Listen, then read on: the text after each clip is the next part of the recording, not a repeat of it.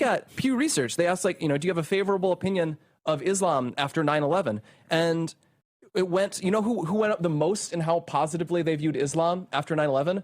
Conservative Republicans. They went from 35% favorability to 64% favorability, higher than everyone except liberal Democrats. Everyone went up in how they viewed them. And then, of course, we went and we spent $2 trillion nation building in Afghanistan, a 100% Muslim country, and Iraq, a 95% Muslim country.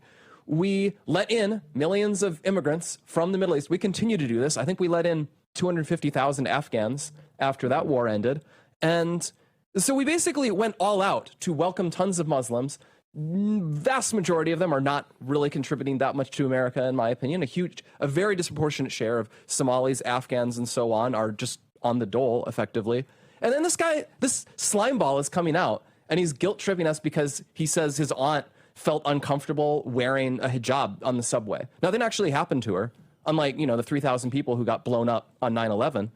And then he's coming in and he's saying, oh, my campaign platform is we need to up taxes on white neighborhoods so we can funnel more money to, like, my ethnic compatriots, which is what he's running on. He literally says, tax white neighborhoods more. That is what he says. It's just so despicable. Can we hear the clip again? There's a part I want to point out, which is kind of unbelievable. Yeah, 55. Go ahead and throw it up. I want to use this moment to speak to the Muslims of New York City.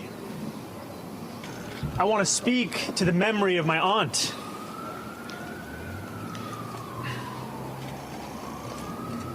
Who stopped taking the subway after September 11th because she did not feel safe in her hijab.